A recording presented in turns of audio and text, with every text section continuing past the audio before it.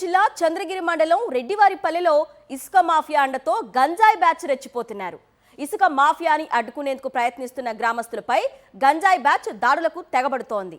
Police station కి కూతవేటు దూరంలో ఉన్న రెడ్డివారిపల్లెలోనే గంజాయి బ్యాచ్ వీరంగం సృష్టిస్తోందని స్థానికులు వాపోతున్నారు.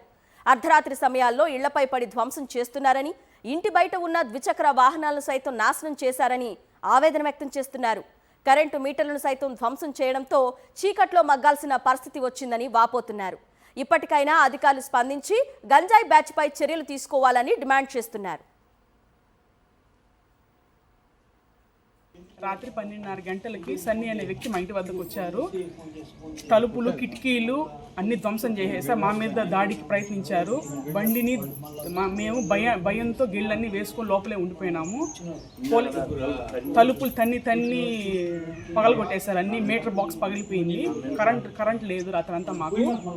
పోలీసు వాళ్ళు ఒంటికి ప్రాంతంలో వచ్చారు.